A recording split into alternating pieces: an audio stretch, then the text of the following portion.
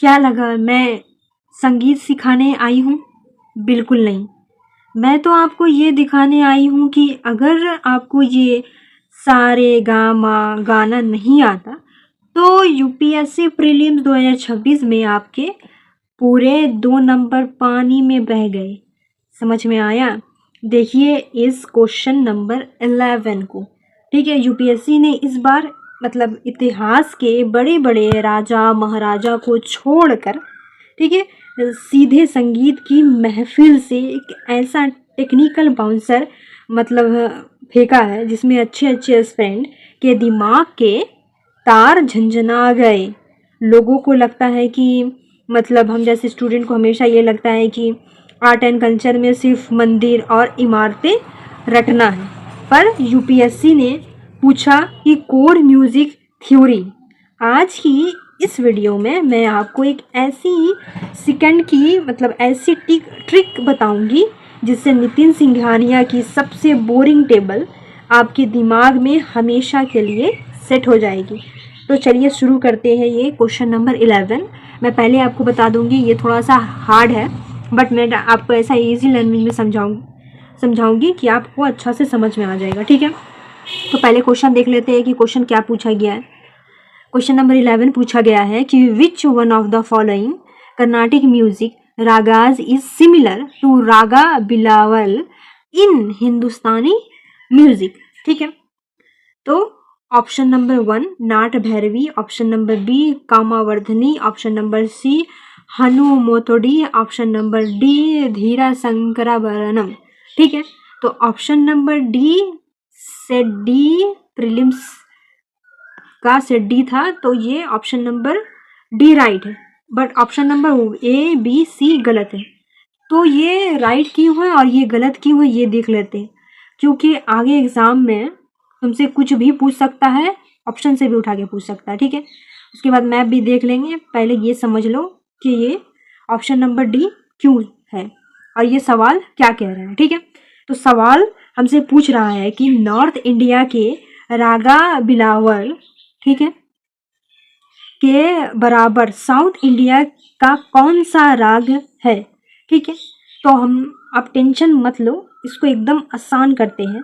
जैसे हिंदुस्तानी म्यूजिक में जब हम एकदम नेचुरल मतलब स्वर गाते हैं जिसमें कोई भी नोट फ्लैट या कोई भी रागा नहीं होता, तो उसे क्या कहता है, क्या कहा जाता है, शुद्ध, एकदम शुद्ध होता है, उसे कहते हैं बिलावल थाट। क्या कहते हैं इसे? बिलावल थाट। ठीक है, और जब इसी सेम टू सेम शुद्ध स्वर वाले स्केल को हम साउथ इंडिया यानी कर्नाटिक म्यूजिक में, देखो मैप में हम आपको बता रहे हैं वही चीज़ समझा रहे हैं, सेम टू सेम राग को जब हम कर्नाटिक म्यूजिक में सेम म्यूजिक को जब हम कर्नाटिक म्यूजिक में ढूंढने निकालते हैं तो उसे वहाँ पुकारा जाता है, क्या कहा जाता है, धीरा शंकरा वर्धनम के नाम से जाना जाता है। ठीक है, इसलिए बिना किसी डाउट के हमारा सही आंसर क्या होगा, ऑप्शन नंबर डी बनता है। क्या होगा, ऑप्शन नंबर डी। और इजी वे में समझ लो, अगर तुम्हें समझ नहीं आया सीधा बता रहे एकदम, कोई डाउट नहीं है। ठीक है, अगर डाउट तुमको लग रहा है तो, कि जो राग हिंदुस्तानी संगीत में बिलावर थाट, ठीक है, बिलावर थाट कहलाता है, वही इस राग कर्नाटक संगीत में सेम टू सेम वही राग कर्नाटक संगीत में धीर शंकराभरणम के नाम से जाना जाता है। ठीक है, इसलिए मैंने मैप यहाँ पे लगा दिया है कि इजी वे में समझ में आ जाए। दोनों संगीत में ये राग बिल्कुल एक जैसा है क्योंकि इनमें कोई भी सुर बदला नहीं जाता। ठीक है, सभी नेचुरल सुर होते हैं, इसलिए मैंने पहले कहा था ये थोड़ा हार्ड है, बट आएंगे, मैंने एक्सप्लेन किया इन इजी वे में। अब देखो कि ऑप्शन नंबर जो गलत है वो क्यों गलत है, क्योंकि ऑप्शन में से भी सवाल पूछ लेता है, यूपीएससी का कोई ठीक नहीं है। ठीक है, अगला साल क्या करेगा कोई गारंटी नहीं है। तो ऑप्शन नंबर ये है जो ए नाट भैरवी, ये जो कर्नाटिक का राग हमारे अस्वरी थाट के जैसा है। क्या है, हमारे कर्नाटिक का राग है ना जो नाद भैरवी, ये हमारे अस्वरी थाट के जैसा है, इसलिए ये गलत है। ऑप्शन नंबर बी कामावर्धनी, ठीक है, ये हमारा पूर्वी थाट के जैसा है। किसके जैसा है? पूर्वी थाट के जैसा है। ठीक है, और ऑप्शन नंबर सी, ये जो तीसरा है, ये हमारे भैरवी थाट के जैसा है, जिसमें फ्लैट नोट्स लगते हैं। तो देखो, नितिन सिंघानिया की बुक में जो म्यूजिक की कंपैरिजन टेबल है, नितिन सिंघानिया की बुक में, ठीक है, उसमें नॉर्मल स्टूडेंट हमेशा हम लोग क्या करते हैं, वो स्किप कर देते हैं, पर वहीं से ये सवाल आया है। ठीक है, स्टैटिक जो है ये वहीं से सवाल पूछा गया है, नितिन सिंघानिया से थोड़ा सा घुमा फिरा करके, बट इन डायरेक्ट वे और इनडायरेक्ट वे। तो अभी ये यूपीएससी क्या कह रहा है, आपको ऊपर ऊपर पढ़ने से फ़ायदा नहीं है।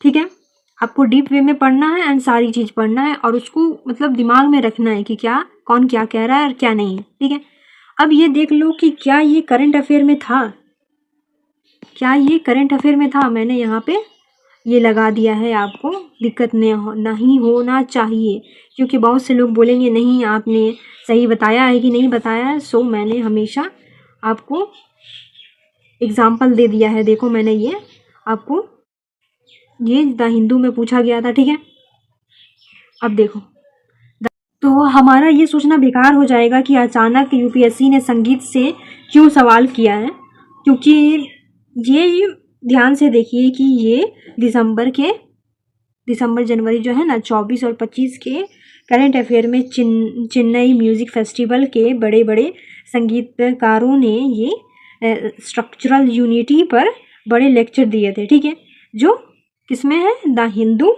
के म्यूज़िक सेक्शन में पब्लिश हुई थे। यूपीएससी ने वहीं से उठाकर पेपर में डाल दिया है। ठीक है, ये करंट अफेयर में था, और पिछले 2 साल का करंट अफेयर यूपीएससी में तो मस्ट है। और एक चीज़ और, ठीक है, कि आपको स्टैटिक्स खाली नहीं करना है, आपको ये देखना पड़ेगा कि करंट अफेयर में ये टॉपिक है, आया है, तो ये स्टैटिक से कनेक्ट करके पूछेगा। अब देखो PYQs, क्या ये PYQs में था या नहीं था। ठीक है, तो ये म्यूज़िक टर्म्स, इंस्ट्रूमेंट्स और मतलब जैसे लेजेंडरी एक्सपोनेंट्स पर पिछले क्या हुआ है 21 सालों में, ठीक है, कम से कम 4 से 5 बार सवाल आ चुके हैं। क्वेश्चन से नॉट डायरेक्ट वे घुमा फिरा के पूछे गए हैं। ठीक है, तो ये PYQ से तो था। अब ये डिफ़िकल्ट क्यों था? ठीक है, ये डिफ़िकल्ट 2026 में चैलेंजेस बढ़ा दिया। नॉर्मल स्टूडेंट लोग क्या करते हैं, हम लोग सिर्फ मतलब तानसेन, अमीर खुसरो या अकबर के ज़माने के संगीतकारों को ही नाम रट के चले जाते हैं, बट यूपीएससी ने इस बार हिस्टोरिकल पर्सनैलिटी को ना पूछकर पूरे कोर थियोटिकल फ्रेमवर्क और, ठीक है, क्रॉस रीजनल म्यूज़िकल स्ट्रक्चर्स पर सवाल डाल दिया, जो नन म्यूज़िक बैकग्राउंड वाले बच्चों के लिए एग्ज़ाम हॉल में सॉल्व करना नामुमकिन जैसा था। ठीक है, क्योंकि ये वाकई में क्वेश्चन काफ़ी डिफ़िकल्ट था। ठीक है, तो क्वेश्चन नंबर 11 मैंने इजी वे में समझा दिया है, और आपको करंट अफेयर, स्टैटिक्स, ठीक है, और कहाँ से पूछा जाता है ये भी बता दिया है, PYQs भी कनेक्ट कर दी है।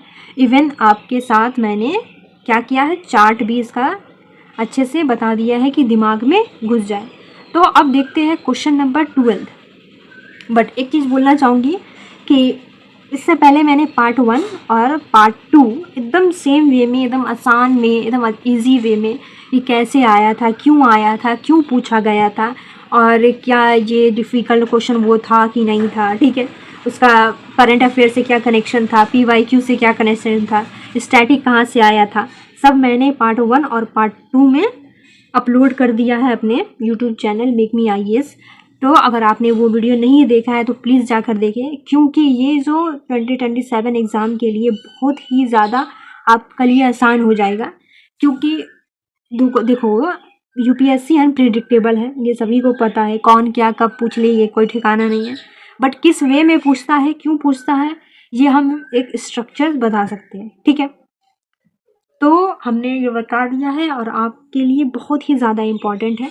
और इवन जो ये तैयारी कर रहे हैं उसको प्लीज़ ये भेजें, क्योंकि मैं सही बताऊँ आपको, ये जो मैंने इतना मेहनत कर रही हूँ ना, सिर्फ इसलिए कर रही हूँ क्योंकि मैंने जो फेस किया है डिफ़िकल्टीज़, मैंने जो ये 6 साल एक्सपीरियंस किया है, ठीक है, तो वो मैं नहीं चाहती कि मतलब दूसरों के साथ भी हो प्लीज़। हाँ, मैं नहीं चाहती, मैं इतना सोचती हूँ कि मैं इतना ईज़ी कर दूँ कि मतलब जो इसके फ़ील्ड में है, जो ये फ़ील्ड में है, जो तैयारी कर रहे हैं, उसको ना एकदम आसान लगने लगे और उनके लिए डिफ़िकल्टीज़ नहीं हो। Because I totally understand what feel the जब स्टूडेंट मतलब को पूरा समझ में नहीं आता है क्या है नहीं है, तो I know all the things, क्योंकि मैंने इस जर्नी को 6 साल दिया है अपना, तो I all the things I know. So that's the reason मैंने इसको इतना एक्सप्लेन कर रही हूँ, इतना मेहनत कर रही हूँ आपके लिए सिर्फ। ठीक है, तो देखते हैं क्वेश्चन नंबर 12।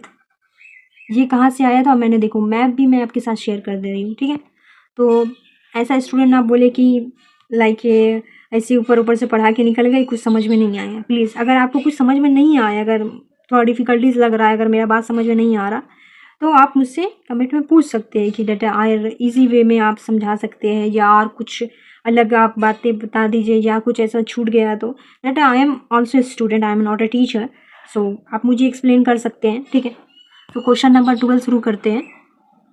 नंबर 12 देखते हैं क्या कह रहा है, मैं भी बताऊंगी।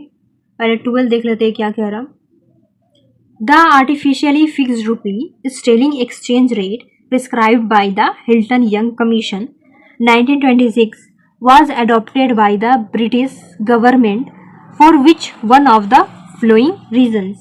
मतलब ये क्या कह रहा है कि हिल्टन यंग कमीशन 1926 में बताए गए artificially fixed rupee sterling exchange rate को ब्रिटिश गवर्नमेंट ने नीचे दिए गए किस कारण से अपनाया था, किस कारण से ये अपनाया गया था। ठीक है, ऑप्शन नंबर 1 बता रहा है कि adding the flow of remittance from India and maintaining India's credit वर्थनेस। ठीक है, मतलब ये कह रहा है कि इंडिया से रेमिटेंस यानी पैसे भेजने के रास्ते को सस्ता आसान बनाना और इंटरनल मार्केट में इंडिया क्रेडिट वर्थनेस मतलब यानी उधार लेने की इजाज़त बनाए रखना। ठीक है, option number A. Option number B बोल रहा है providing support to Indian importers, मतलब इंडियन इम्पोर्टर्स को सपोर्ट करना। ऑप्शन नंबर सी बोल रहा है कि encouraging export of cotton produce from India, मतलब इंडिया के कॉटन के एक्सपोर्ट को बढ़ावा देना।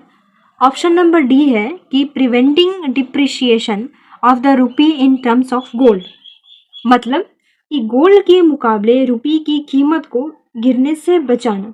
ठीक है, तो अब ये देखो कि ऑप्शन बी, सी और डी ये गलत है, और ये गलत है तो क्यों, और ये ऑप्शन नंबर ए आंसर सही है।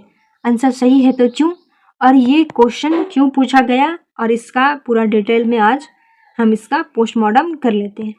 ठीक है, ऑप्शन नंबर ए क्यों सही है। देखो, तुमने फिर हेरा फेरी मूवी देखी होगी जिसमें बाबू भैया बोलते हैं पैसा ही पैसा, 21 दिन में पैसा डबल, तो यहाँ पे वही स्कीम चल रहा है।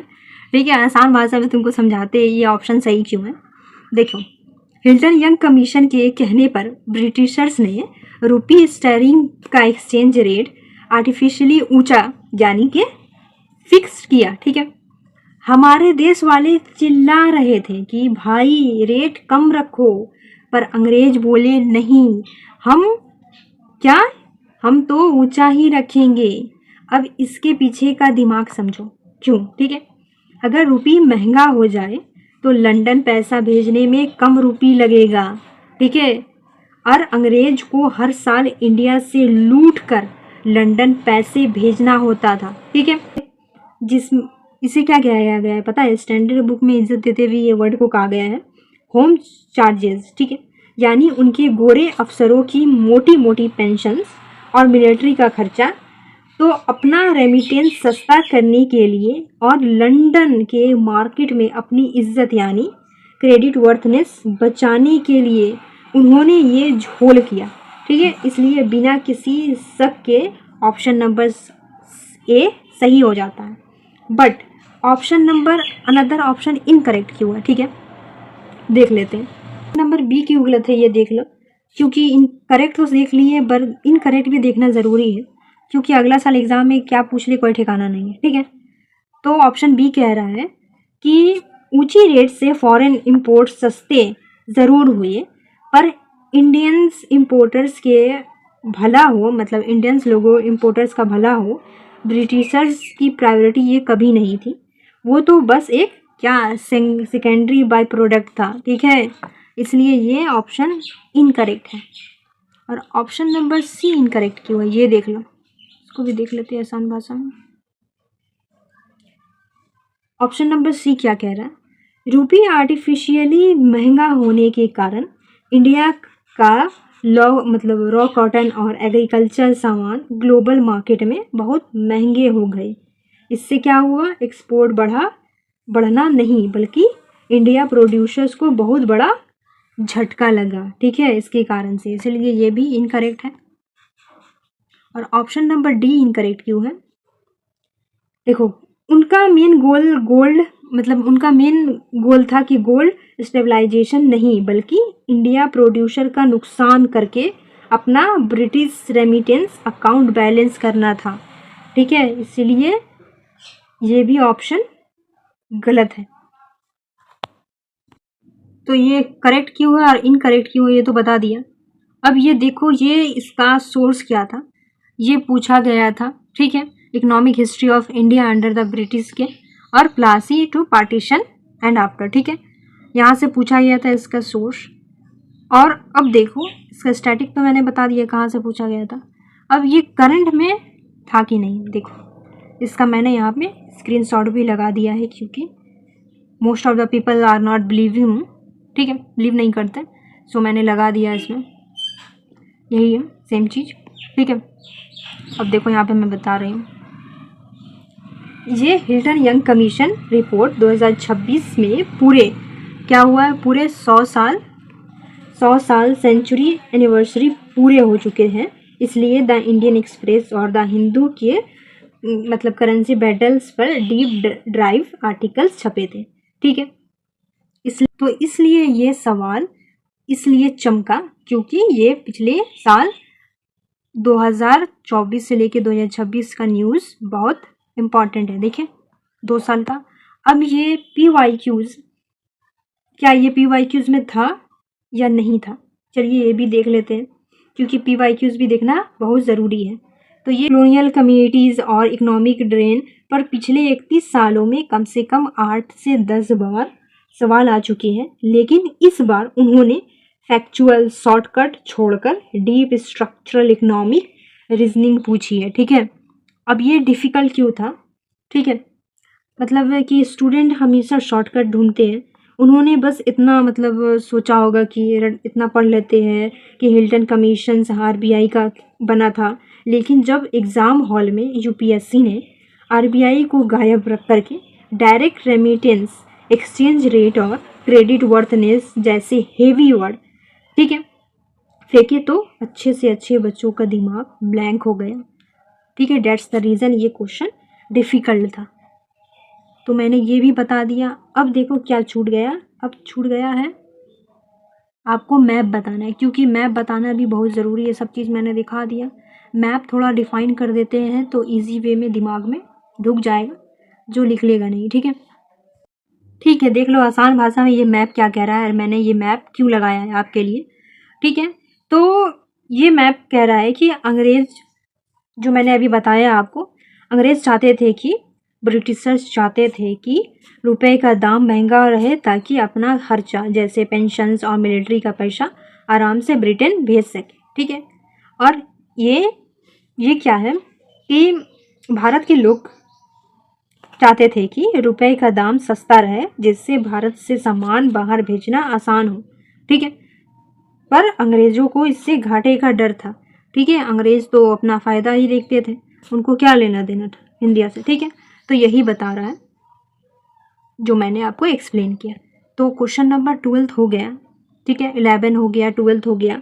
इससे पहले मैंने आपके साथ शेयर कर दिया है, वो वीडियो आपने नहीं देखा तो प्लीज़ जाके देखें, क्योंकि प्यार काफ़ी मेहनत लगती है बनाने में वीडियोज़। एंड क्या कहें, इस आपको देखिएगा ये वाला तो मतलब समझने में 2027 का एग्ज़ाम देने में काफ़ी इजी होगा।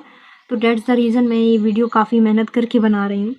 अगर आप देखेंगे तो आपका नुकसान तो होगा नहीं कुछ, एंड जिसको भेजेंगे उसका भी फ़ायदा होगा। कि किस तरह से कैसे पूछा है, क्यों पूछा है, कहाँ से पूछा है, इसका मतलब करंट अफेयर क्या है, कहाँ से, कौन से मैगज़ीन, कौन से न्यूज़पेपर से आया था और इसके चार्ट क्या है, सब मैंने एक्सप्लेन कर दिया। अब let's start the question number 13। तो क्वेश्चन नंबर 13 देखते हैं। ठीक है, आजकल हम लोग गूगल पे और पेटीएम स्कैन करते हैं। ठीक है, और अगर वॉलेट में पैसा और कैश ना हो तो दोस्तों से उधार मांग लेते हैं। लेकिन क्या आपको मतलब पता है कि आज से 250 साल पहले महाजनपदास के ज़माने में अगर आपको मोमोज खाने होते, आई नो उस टाइम में मोमोज नहीं था, बट लाइक एग्जाम्पल मोमोज खाने होते तो आपको पेटीएम नहीं, पता है क्या यूज़ करना पड़ता कि पेटीएम या कैश की जगह ककानिका देना पड़ता। समझ में आया? हाँ, look at the question number 13। Question number 13 देखिए, यूपीएससी ने क्या किया है पता है? यूपीएससी ने इस बार पुराने ज़माने के गुलखंड और खजाने से ऐसे ऐसे सिक्कों के नाम निकाल दिए जिससे देखकर एग्ज़ाम हॉल में बच्चे क्या बोल उठे पता है? अरे भाई, इतना पैसा था तो हमें ही दे देते, सवाल क्यों बना दिया? अब बना दिया है तो पढ़ना तो पड़ेगा ही। तो देखो, हम लोग समझते हैं कि एशियंट हिस्ट्री मतलब क्या है, उसमें सिर्फ राजा महाराजा की कहानी, पर एग्जामिनर ने क्या घुसा दिया इसमें? शेयर मार्केट वाली इकोनॉमिक्स। ठीक है, आज की इस वीडियो में हम खजाने का ऐसा खुलासा करेंगे कि नॉर्मल स्टूडेंट भी कहेगा, क्या कहेगा? पैसा ही पैसा होगा बाबू भाई। चलिए शुरू करते हैं। ठीक है, चलिए देख लेते हैं। Question number 13, consider the following statements. Option 1, Pali texts contain the first definite reference to coin is example कहापना, निका, कामशा एंड काकानिका। ठीक है, और ऑप्शन नंबर बी देखेंगे, पर ऑप्शन नंबर 1 देख लेते हैं ये क्या कह रहा है।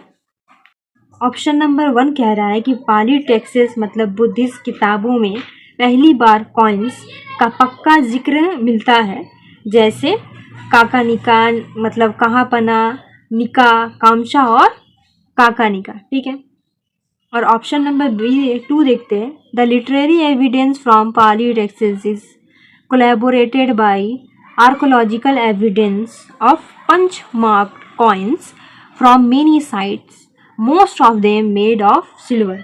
मतलब कि पाली किताबों का ये मतलब सबूत बिल्कुल सच साबित होता है कि जब ज़मीन खोदने पर बहुत सारी जगहों से क्या हुआ है, पंचमार्क कॉइन, ठीक है, मिलते हैं जो ज़्यादातर सिल्वर मतलब चांदी के बने हैं।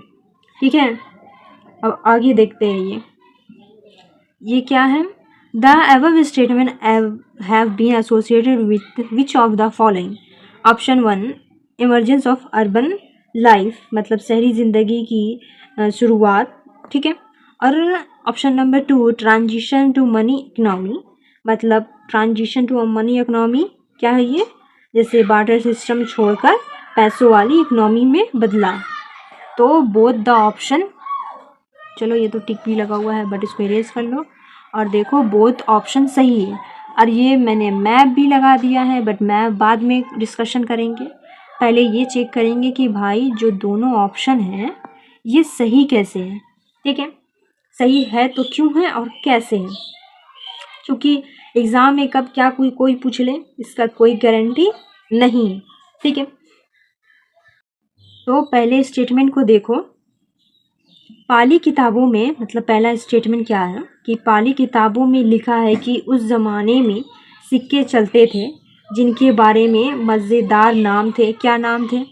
उसका मज़ेदार नाम क्या था भाई? काहा पन्ना नाम था। ठीक है, काहा पन्ना नाम था, निका नाम था, ठीक है, काका निका नाम था और कामशा नाम था। ठीक है, ये सुन के लगता है जैसे कोई बच्चों की ट्यूशन का नाम हो, काका निका क्लासेस, है ना। लेकिन ये सच है कि कहापना चांदी का सिक्का था और काकानी का एक छोटा कॉपर का टुकड़ा था। ठीक है। और उस ज़माने में ये यूज़ होता था जैसे आज के टाइम में हम यूज़ करते हैं, क्या यूज़ करते हैं, पेटीएम यूज़ करते हैं और कैश यूज़ करते हैं। उस ज़माने में इसे यूज़ किया जाता था। ठीक है। जैसे विनाया पिटका और जाटका टेल्स जैसी पाली किताबों में, सिक्कों में ये प्रॉपर वोकैबुलरी मिलती है। ठीक है, कि कहापना मतलब स्टैंडर्ड चांदी का सिक्का और निका पहले सोना था फिर बड़ा सिक्का बना और काकानी का छोटा कॉपर सिक्का था। ठीक है, यानी लिखित शब्दों मतलब साबूती है, पक्का है। तो इसलिए ऑप्शन नंबर 1 सही है। अब देखो कि ऑप्शन नंबर 2 क्यों सही है, क्योंकि इसको भी समझना। और ऑप्शन नंबर 2 क्या कह रहा है कि पाली किताबों का ये साबूत बिल्कुल सच साबित होता है कि जब ज़मीन खोदने पर मतलब बहुत सारी जगहों से पंच मार्क्ड कॉइन्स, ठीक है, मिलते हैं जो ज़्यादातर सिल्वर चांदी के बने हैं। तो both the option are right. ठीक है, दोनों ऑप्शन सही है, इसलिए दोनों ऑप्शन सही है। अब देखो ये क्या है। अब यूपीएससी पूछ रहा है कि इन सिक्कों से देश में क्या बदलाव आया। तो क्या बदलाव आया? Transition to a money economy, मतलब पहला क्या था, अगर कपड़े चाहिए होता तो बच्चा बोलता कि मेरी मतलब भैंस ले लो और मुझे पैंट शर्ट दे दो। अब जब पॉकेट में चांदी का सिक्का आ गए तो बार्टर सिस्टम का टाटा बाय बाय हो गया। समझ में आया? अब बार्टर सिस्टम का टाटा बाय बाय हो गया। और ये इमरजेंस ऑफ अर्बन लाइफ, मतलब कि बड़े शहर तभी बनते हैं जब बिजनेस फास्ट हो। अब व्यापारी लोग गाड़ियों में सांड या भैंस थोड़ी ना लाद के घूमेंगे ट्रेड करने के लिए, उन्हें चाहिए हल्का फुल्का पैसा। इसलिए ये दोनों क्या है, ऑप्शन दोनों सही है, बोथ आर करेक्ट। अब इसका देख लो ये सोर्स कहाँ से आया, मतलब कहाँ से पूछा गया था, पहले ये देख लेते हैं, उसके बाद चलेंगे करंट अफेयर में। तो ये पूछा गया था कहाँ से, एसेंट एंड अर्ली मिडिवल से, क्लास 12 एनसीईआरटीज। ठीक है, इसका थीम था। यहाँ से ये जगहों से ये पूछा गया था, but not in direct way, indirect way.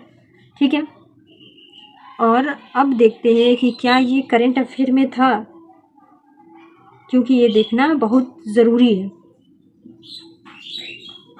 तो हाँ भाई, ये करंट अफेयर में था। देखो यहाँ पे मैंने स्क्रीनशॉट लगा दिया है, और 2 साल का करंट अफेयर तो मस्ट है। ठीक है, तो मतलब स्टूडेंट सोचेंगे कि ये सिक्के अचानक कहाँ से आ गए, सिक्के का क्वेश्चन।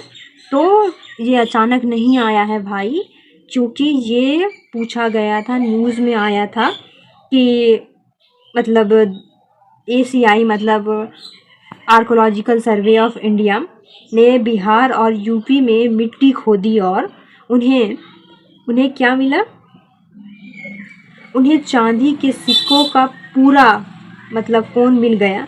द हिंदू ने इसको छाप दिया और यूपीएससी ने आपके पेपर में चिपका दिया।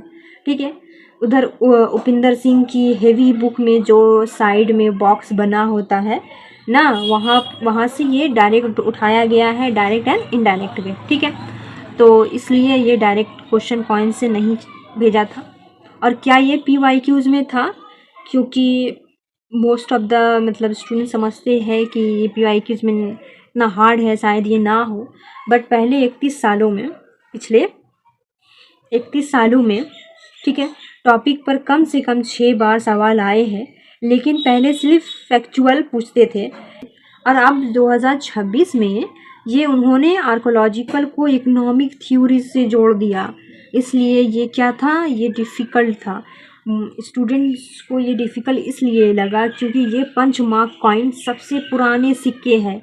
बात ख़त्म, पर यूपीएससी ने इस बार उसके कॉम्प्लिकेटेड नाम पूछ लिए, उनके समझे जैसे काकानिका, कामशा, और उनका इकोनॉमिक इम्पैक्ट पूछा। तो ये सवाल इसलिए दिमाग वहीं ब्लॉक हो गया क्योंकि ये सवाल इसलिए डिफ़िकल्ट था। अब हम लोग क्या छोड़ दिए हैं, अब हम लोग छोड़ दिए हैं सिर्फ इस मैप को समझाना, बट इस मैप को समझाना बहुत ज़रूरी है क्योंकि इसे आप फिर कभी भूलेंगे नहीं। ये मैप समझना बहुत ज़रूरी है भाई, ने तो लोग बोलेंगे कि मैप आपने दिखा दिया, चार्ट दिखा दिया, बट उसको बताया नहीं, क्योंकि ये बताना बहुत ज़रूरी है, इससे दिमाग से हटता नहीं है सवाल, ठीक है। ये देखो क्या है कि पहले लोग चीज़ें के बदले चीज़ दिया करते थे, जिसे बार्टर सिस्टम कहते थे, ठीक है। फिर सिक्कों के आने से व्यापार आसान हुआ और मॉनेटरी ट्रेड की शुरुआत हुई। क्या हुई? मॉनेटरी ट्रेड की शुरुआत हुई। पहले ऐसा था, फिर सिक्के आने से मॉनेटरी ट्रेड की शुरुआत हुई। इसके बाद ये बताता है कि सिक्कों के यूज से शहर के जीवन का विकास हुआ, डेवलप्ड हुआ, बड़े बड़े शहर बने और व्यापारी को अच्छा से व्यापार करने में, सामान आने जाने में, यूज़ करने में, पैसे खर्च करने में, बनाने में काफ़ी मर्चेंट को आसान हुआ, ठीक है। तो इसलिए हमने ये मैप भी दिखा दिया कि दिमाग में अच्छे तरीक़े से घुस जाए।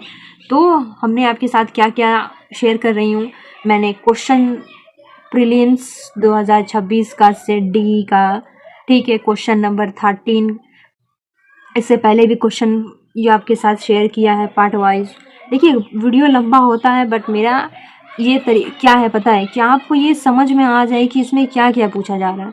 मैंने क्वेश्चन समझा देती हूँ, उसको चार्ट बता देती हूँ, PYQs रिलेट कर देती हूँ, उसके बाद क्या करंट अफेयर रिलेट कर देती हूँ, फिर स्टैटिक कहाँ से ये आया है, कैसे आया है, क्यों आया है, सब बता देती हूँ। So that's the reason video थोड़ी लंबी हो जाती है, बट वीडियो आप जब ये देखेंगे ना तो आपको कभी नुकसान नहीं होगा, फ़ायदा ही होगा, क्योंकि एग्ज़ाम के लिए ये बहुत ही ज़्यादा इम्पॉर्टेंट है। इवन जो 2027 में एग्ज़ाम देंगे उनको ये चीज़ देखना बहुत ज़रूरी है कि ये क्वेश्चन कहाँ से आया है, क्यों आया है, क्यों UPSC अनप्रिडिक्टेबल है, क्यों क्वेश्चन इतना डिफ़िकल्ट होते जा रहा है, क्यों कैसे घुमा फिरा के ये पूछ रहा है, ठीक है। इसलिए मैं इतना मेहनत कर रही हूँ यार, तो मुझे क्या लेना है, मैंने फेस किया है डिफ़िकल्टीज इतने पिछले 6 सालों में। मैंने यही फील्ड में मैं हूँ, ठीक है, 6 साल दिया है मैंने, कुछ तो मुझे तजुर्बा होगा ना। तो डेट्स द रीज़न मैं ये आपके साथ शेयर कर रही हूँ, समझ में आया। एंड बट लोग क्या सोचते हैं कि फ्री का है, छोड़ो हटाओ, क्या क्या ही बता रही होगी, इससे क्या ही नॉलेज होगा। अरे भाई इतना मेहनत करके मैंने ये PPTs बनाती हूँ, आपको क्या लगता है कि बिना 6 साल मैंने बिना नॉलेज की गुजार दिया, बिना मतलब कुछ भी? यही कोई इंसान अगर पैसे खर्च करके मतलब पैसे लेके देगा तो students are interesting to watch, but free में कोई नहीं देखना चाहता, चाहे वो नॉलेजेबल हो, उसके लिए फ़ायदेमंद हो, फिर भी नहीं। I know all the things, ठीक है। तो क्वेश्चन नंबर 14 देखते हैं। मैं ना मतलब ये प्रीलिम्स का मैं बता रही हूँ, अभी मेंस का एग्ज़ाम बहुत से लोग देने वाले हैं, तो मुझे मेंस में मैंने देख रही हूँ बहुत सारा, मैंने काफ़ी मतलब टॉपर की कॉपी PYQs बहुत सारे सर्च किए हैं, देखे हैं, अच्छा से एनालिसिस की है, ठीक है, टॉपर्स की कॉपी एनालिसिस की है, तो काफ़ी मुझे पता है कि मतलब किस वे से पूछता है। देखूँगी, मुझे टाइम मिलेगा तो मैं मेंस वाला भी शेयर कर दूँगी, ठीक है, क्या आता है, क्यों आता है, स्टैटिक क्या है उसका, करंट अफेयर क्या है, ठीक है, सोर्स क्या है, मैं डायग्राम क्या कैसे लिखना है वे में, तो मैं कोशिश करूँगी कि आंसर राइटिंग भी आपके साथ शेयर कर दूँ, और इवन कैसे मेंस में क्वेश्चन लिखना है, कैसे उसको स्ट्रक्चर करना है, ठीक है। अब देखो क्वेश्चन नंबर 14, हम लोग हमेशा सोचते हैं कि नॉर्थ इंडिया और साउथ इंडिया के बीच में सिर्फ एक ही चीज़ कॉमन है, और वो है बॉलीवुड फिल्मों के रीमेक्स, है ना, हम लोग सोचते हैं ना ऐसा। लेकिन UPSC ने प्रीलिम्स 2026 के क्वेश्चन नंबर 14 में दिखा दिया है कि आज से 1300 साल पहले भी हमारे राजा महाराजा नॉर्थ और साउथ का ऐसा मतलब क्रॉस ओवर मिक्स बना रहे कि देखकर आपका दिमाग घूम जाएगा एकदम, सच में। Look at the question number 14, ठीक है। सारे कोचिंग वाले मतलब क्या करते हैं, रट्टा मरवा के थक गए कि साउथ में सिर्फ द्रविड़ा स्टाइल होता है, पर एग्जामिनर ने क्या पूछा है, ठीक है, देख लेते हैं क्या पूछा है। Which of the following temples have a Nagara style sikhara? Option 1 Melgiti Sivalaya Badami. Option 2 Huchi Malligodi Temple Ehol. Option 3 Dashavartara Temple Deoghar. Option 4 Virupaksha temple Pattadakal. ठीक है, तो ये पूछा है। और इसका मतलब है कि बेटा कर्नाटक के उन मंदिरों के नाम बताओ जिनकी छत पर नॉर्थ इंडिया नागरा स्टाइल का शिखर लगा है। क्या लगा है? शिखर लगा है। आज जिसमें सिर्फ ऊपर में मतलब हम क्या करते हैं, पढ़ते हैं, उनका तो एग्ज़ाम हॉल में क्या हुआ है, हम लोग का एग्ज़ाम हॉल में क्या हुआ है, दिमाग का दही हो गया है। ठीक है, चलिए देखते हैं क्या है ये, इसका ऑप्शन क्या होगा। मतलब क्वेश्चन पूछ रहा है कि नीचे दिए गए मंदिरों में से किस में नागरा स्टाइल यानी नॉर्थ इंडिया स्टाइल का मतलब कर्व्ड खड़ा, ठीक है, खड़ा शिखर यानी छत है, तो किस में है? ऑप्शन नंबर क्या होगा? B is right. 2 और 3 करेक्ट है, और क्यों करेक्ट है ये भी देख लेते हैं, और 1 और 4 इनकरेक्ट है। ठीक है, तो ये सवाल चेक करता है कि आप सिर्फ ऊपर से मतलब पढ़ के आए हो या आपको नॉर्थ इंडिया का नागरा, साउथ इंडिया का द्रविड़ा और चालुक्य के हाइब्रिड एक्सपेरिमेंट की गहरी समझ है। ठीक है, ऑप्शन नंबर पहले 1 देख लो, ये गलत क्यों है। चलिए पहले ऑप्शन नंबर 1 देखा जाए, ये गलत क्यों। ऑप्शन नंबर 1 इनकरेक्ट देख लेते हैं।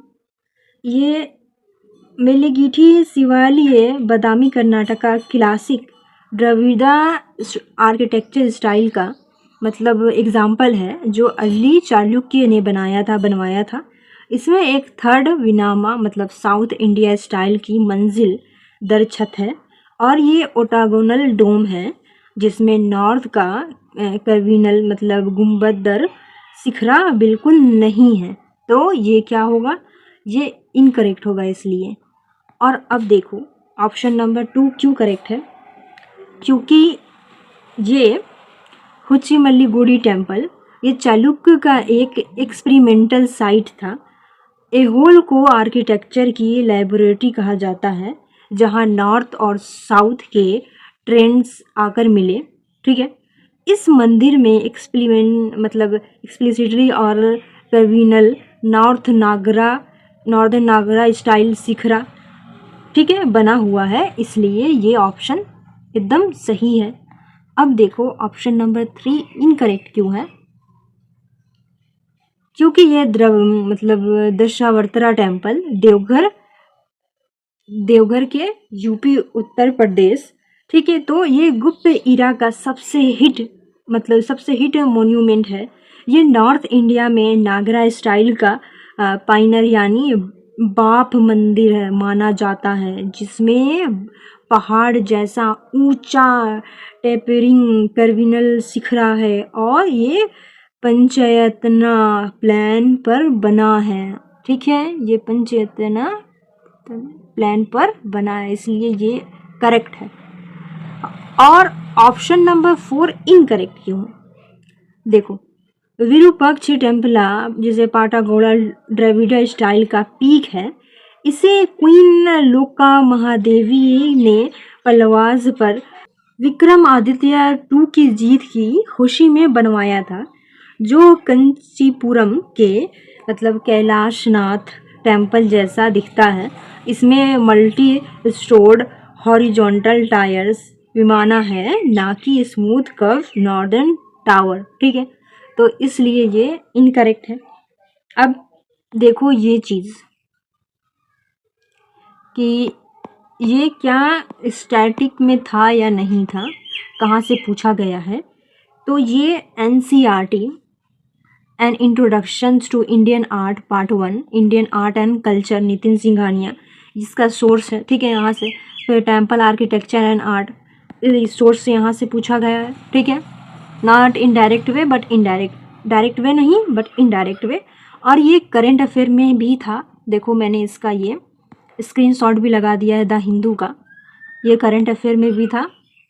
ठीक है, कि अर्ली 2025 में मिनिस्ट्री ऑफ कल्चर ने स्ट्रक्चर इनसेम्बल्स ऑफ द चालुक्य मतलब ए होल बादामी को permanent UNESCO world heritage tag दिलाने के लिए क्या यूनेस्को वर्ल्ड हेरिटेज दिलाने के लिए ये बड़े ज़ोर शोर से डॉक्यूमेंटेशन चलाया था। और उस दौरान द हिंदू और द इंडियन एक्सप्रेस में इन मंदिरों के आर्किटेक्चरल फीचर्स खासकर हुच्ची मल्लीगुड़ी पर लंबे आर्टिकल्स छपे थे। ठीक है, लंबे आर्टिकल्स छपे थे इस पे। अब क्या ये PYQs में पूछा गया था, मतलब PYQs में पहले पूछा गया है। तो पिछले 31 सालों में, ठीक है, पिछले 31 सालों में टेम्पल कंपोनेंट्स पर कम से कम क्या 12 टाइम्स सवाल आ चुके हैं। जैसे प्रीलिम्स में 12 में 19, 22, 24, ठीक है, ये टेम्पल्स में सवाल आ चुके हैं। अब देखो ये क्वेश्चन डिफ़िकल्ट क्यों था, ठीक है, क्योंकि नॉर्मल मतलब बस इतना ही पढ़ के जाते हैं या रट के जाते हैं कि नॉर्थ में नागरा होता है और साउथ में द्रविड़ा होता है, ठीक है, और कर्नाटका में वैशरा होता है, वायशरा। लेकिन UPSC ने उनके इस बेसिक रूल की धज्जियाँ उड़ा दी। उन्होंने क्या किया, डायरेक्ट साउथ कर्नाटका के मंदिर उठाए और पूछा कि बताओ इसमें नॉर्थ इंडिया शिखरा कहाँ लगा है। बस स्टूडेंट्स वहीं क्या हो गया, हालत ख़राब हो गई वहीं पर उनका। इसलिए ये जो पूछ रहा है ना, तो थोड़ा इसको डिटेल में क्वेश्चन करके जाया करो, नॉट सो ऊपर से, ठीक है। और ये समझा देते हैं ये भी मैप क्या कह रहा है। ये मैप जो मैंने लगाया है, ठीक है, ये खास जगहों को दिखा रहा है कि जहाँ मंदिर मतलब अलग अलग रूप में देखे जा सकते हैं। देखो कहाँ कहाँ ये नागरा स्टाइल है, द्रविड़ा स्टाइल है, हुची मल्ली कोड़ी एल्होक दशावतारा देवघर, ठीक है, देवघर, ये सब यही शो करना है क्या कहाँ पे है। इन ऐसे बादामी और जैसे स्थान इसमें शामिल है, साइट्स शामिल है, क्या क्या है इसमें सब शो कर रहा है। इसलिए ये भी मैंने मैप शेयर कर दिया है कि थोड़ा इजी वे में समझ में आ जाए। अब देखो क्वेश्चन नंबर 15, ठीक है, चलो let's start the question number 15। Among the four main forms of existence of life recognized in Jainism, which one of the following is not included? ठीक है, option A deva gods, option B yaksha devi god demigod, option C manushya humans, option D tiryancha animals and plants.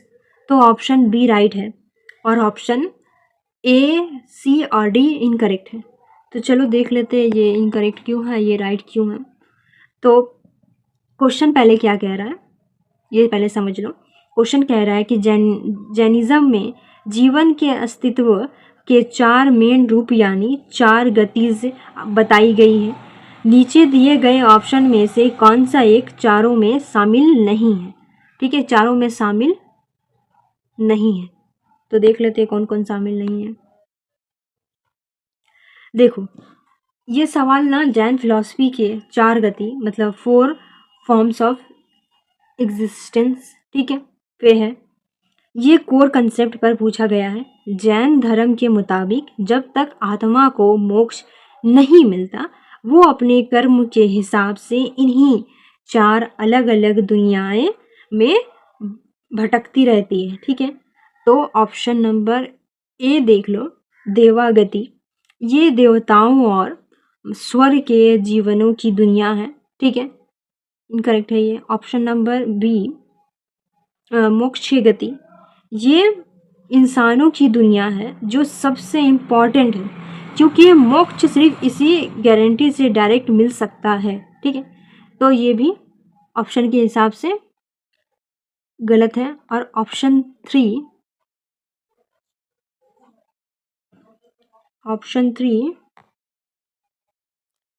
त्रियंचा गति मतलब कि इसमें सारे जानवर, पक्षी, कीड़े मकोड़े और पेड़ पौधे आते हैं, ठीक है, ये भी गलत है। तो ऑप्शन नंबर बी क्यों सही है। ये यक्षका और यक्षिनी जैन आर्ट और तीर्थंकर के प्रोटेक्टर गार्जियन डेटीज मतलब शासना देवताज के रूप में बहुत भाषा और साहित्य में आते हैं, पर इनका कोई अलग से इंडिपेंडेंस रिल्म यानी गति नहीं होती। इनको स्ट्रिक्टली देवा गति के अंदर ही एक सब कैटेगरी में रखा जाता है, इसलिए ये सही है। ठीक है, अब देख लो क्या ये स्टैटिक कहाँ से पूछा गया है। तो ये स्टैटिक जो पूछा गया है ये उपिंदर सिंह की बुक एशियंट एंड मतलब एशियन अर्ली मिडिवल इंडिया, ठीक है, NCERT class 11 introduction to Indian art, यहाँ से सबसे पूछा गया है। और फिलॉसफी एंड रीजन सेक्शंस, अगर आप ट्रेडिशनल जैन मतलब स्वास्तिका का सिंबल देखेंगे तो उसकी चारों भुजाएं 4 आर्म्स इन्हीं 4 गतिज को विजुअली रिप्रेजेंट करती है। ठीक है, ये सोर्स है इसका। अब देखो ये करंट अफेयर इसका, मैंने इसलिए स्क्रीनशॉट भी लगा दिया है इसमें।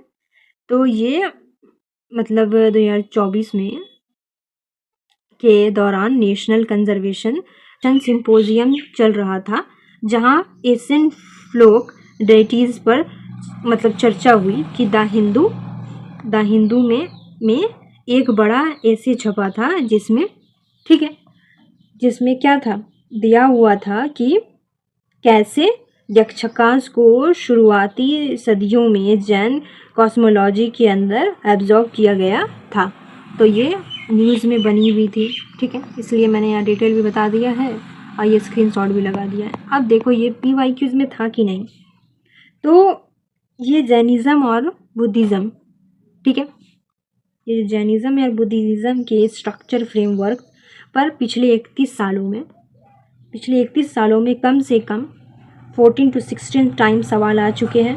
और 2026 में उन्होंने इसी ट्रेंड को आगे बढ़ाते हुए गति क्लासिफिकेशन पूछा। ठीक है, अब ये डिफ़िकल्ट क्यों था क्वेश्चन, देखो हम लोग क्या कहते हैं, सिर्फ इतना पढ़ लेते हैं कि जैनिज़्म में 24 तीर्थंकर थे, पहले मतलब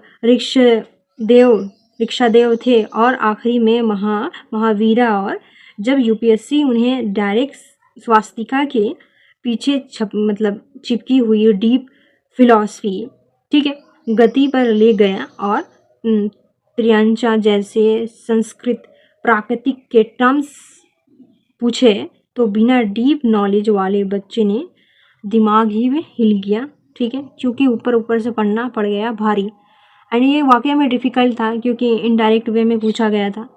अब देखो सब चीज़ तो मैंने ये डिफ़ाइन कर दिया है, बट क्या रह गया, ये रह गया, ये एक्सप्लेन करना ज़रूरी है क्योंकि फिर माइंड से हट जाएगा और ये एक्सप्लेन नहीं कर देंगे तो फिर माइंड में रहेगा। ठीक है, ये जो है, ठीक है, इस पिक्चर में जैनिज़्म की 4 मेन गतिज यानी लाइफ के फॉर्म्स के बारे में इन्फॉर्म करती है। देखिए इस पिक्चर के हिसाब से जैनिज़्म के में लाइफ के 4 मेन फॉर्म माने गए हैं। पहली है क्या है, देवागति। ठीक है, पहली देवागति है जो क्रिस्टल बींग्स यानी गॉड्स का फॉर्म होता है। क्या होता है, गॉड्स का फॉर्म होता है यानी गॉड। ठीक है, दूसरी है मनुष्य गति। ठीक है, ये जो ह्यूमन बींग्स का फॉर्म है। ठीक है, और तीसरी क्या है, त्रियंचा गति जिसमें एनिमल्स और प्लांट्स आते हैं, देखो। और चौथी है नारकी गति। ठीक है, ये क्या है, ये जिसमें हेलिश मतलब बींग्स का फॉर्म माना जाता है। इसके अलावा पिक्चर्स में यक्षका और देवागति के अंडर एक सब कैटेगरी भी है, और इसमें यह भी बताया गया है कि यक्षा को देवागति के अंडर एक सब कैटेगरी के तौर पर दिखाया गया है, और ये भी है कि ये क्या गति नहीं है। ठीक है, यक्षका को। चलो अब देखते हैं क्या क्वेश्चन नंबर, क्या ये सब हो गया 16।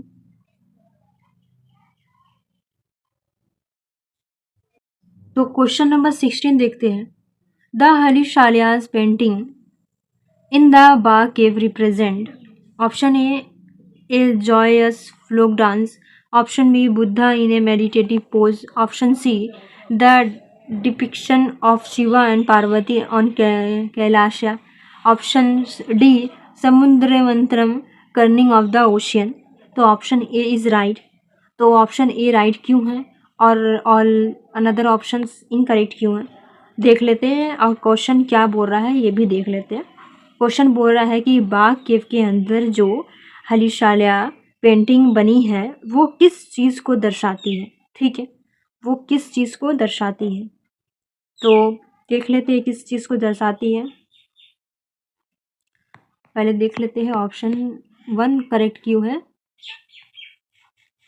क्योंकि बाघ केव मध्य प्रदेश की केव नंबर 4 को हम लोग क्या प्यार से रंग महल प्लेस ऑफ कलर्स बोलते हैं। इस केव के अंदर एक बहुत ही मतलब इनर्जेटिक और धासु मोरल पेंटिंग मिली है जिसे संस्कृत में हलिशाल्या बोला गया है। इसका सीधा सा मतलब होता है एक मस्त खुशी से भरा ग्रुप फ्लोक डांस, ठीक है।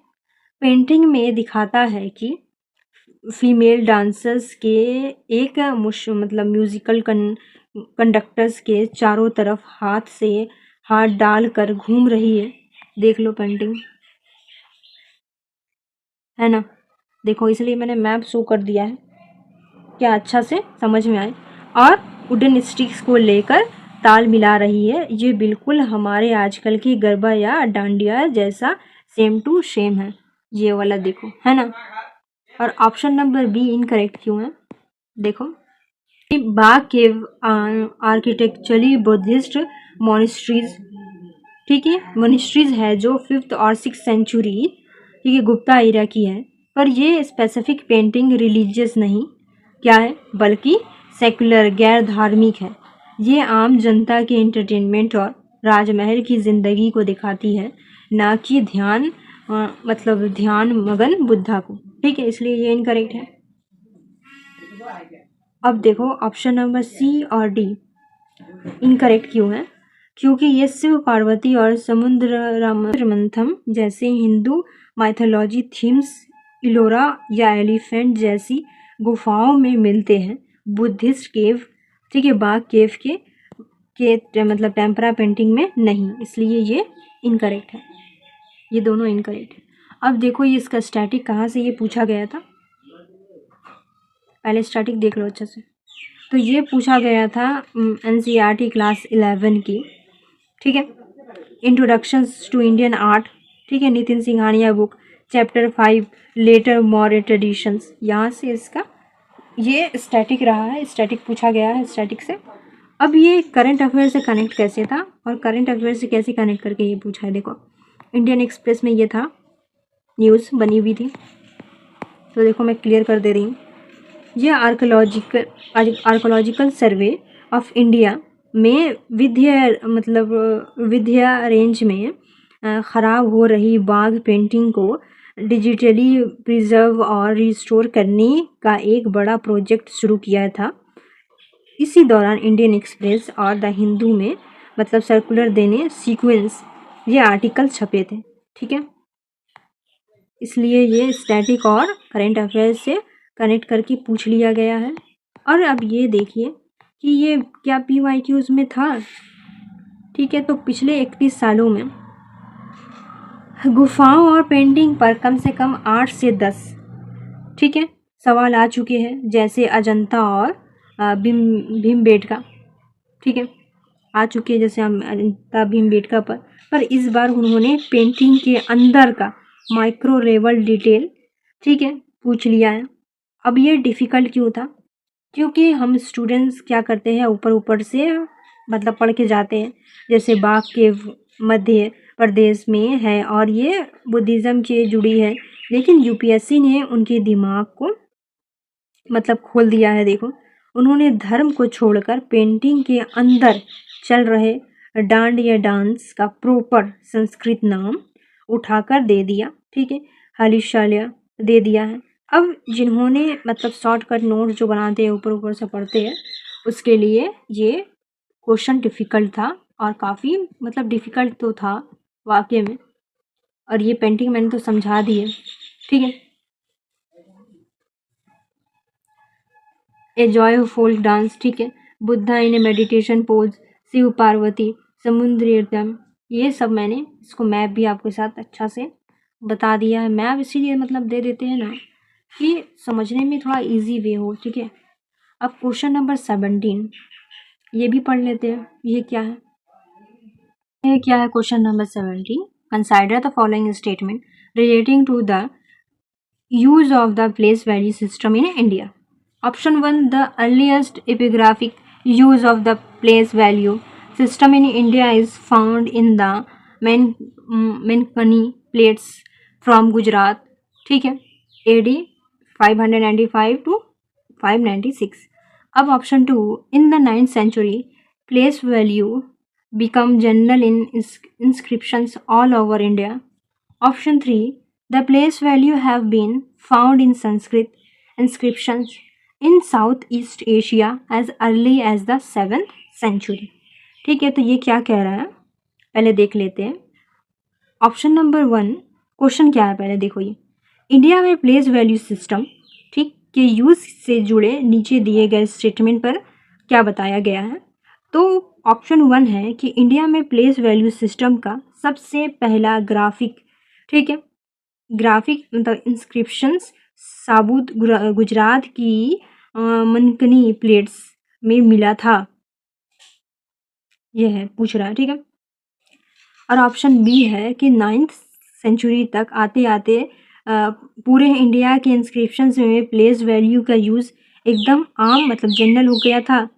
या option number 3, south East Asia के संस्कृत इंस्क्रिप्शंस में भी 7th सेंचुरी जितनी, ठीक है, 7th सेंचुरी जितनी जल्दी से मतलब जल्दी से ही प्लेस वैल्यू पाए गए हैं।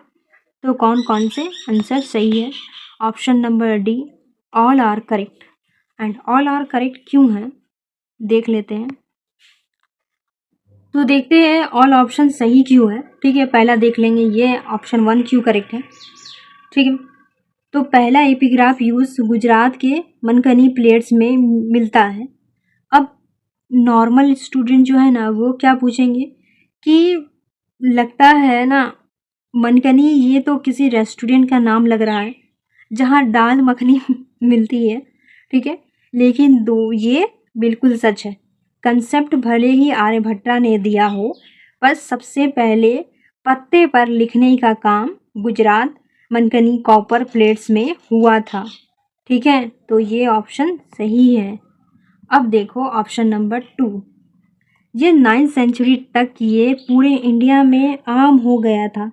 इसका मतलब जिंदा साबुत ग्वालियर फोर्ट के चतुर्भुज टेम्पल्स है, ठीक है, जिसे हम टेम्पल ऑफ क्या कहते हैं, टेम्पल्स ऑफ जीरो भी, लो भाई क्या हो गया, टेम्पल ऑफ जीरो भी कहते हैं। यानी ऑप्शन 1 और 2 तो सही है।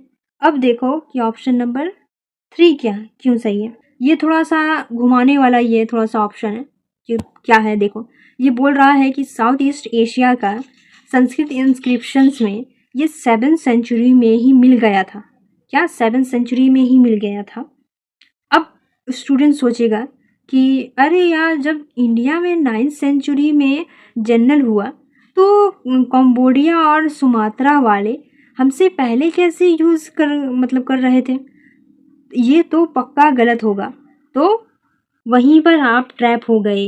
हमारे व्यापारी लोग इतने तेज थे कि उन्होंने इंडिया में आम होने से पहले ही कंबोडिया के संबोर इंस्क्रिप्शंस में 0 चिपका दिया था। यानी 3 आंसर भी सही है, ऑप्शन तीनों और करेक्ट। अब देखिए इसका स्टैटिक कि यह स्टैटिक में कहाँ से आया था, क्योंकि ऑल द थिंग्स मैं बता रही हूँ तो सब डिटेल में कर देते हैं भाई। तो इसका स्टैटिक क्या है, स्टैटिक सोर्स है। ये इतना डीप है कि नॉर्मल बुक में नहीं मिलेगा। हिस्ट्री ऑफ हिंदू, ठीक है, मैथमेटिक्स का भी। तो ये ना A.N. सिंह जैसी सुपर स्पेशलाइज्ड बुक से आया है, बट इतना सोर्स कौन पढ़ता है भाई, ठीक है। तो इसको तुम, ये तो क्वेश्चन काफ़ी हार्ड था क्योंकि इसका स्टैटिक का कुछ पता नहीं है। आज मोस्ट ऑफ द थिंग्स मतलब ज़्यादा तो वो लोग बुक वगैरह नहीं पढ़ते हैं, एक ही सोर्स पर या एनसीईआरटी या नितिन सिंह आर्या की बुक पर रिलाई करते हैं, तो ये डिफ़िकल्ट था स्टैटिक से। बट ये करंट अफेयर में पूछा गया था कि नहीं, ये देखो, ये ना द इंडियन एक्सप्रेस में ये न्यूज़ बना हुआ था, ठीक है।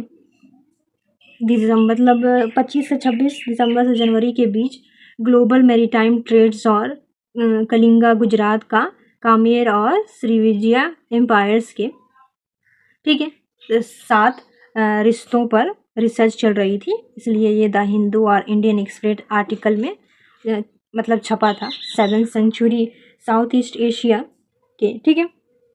इसलिए ये क्या किया है, 7th century South East Asia scripts ने हमारे बेश 10th मैथमेटिक को जिंदा रखा और वहाँ मनकनी प्लेट्स का भी जिक्र था, इसलिए ये क्वेश्चन में उठा के डायरेक्ट पूछ लिया गया है।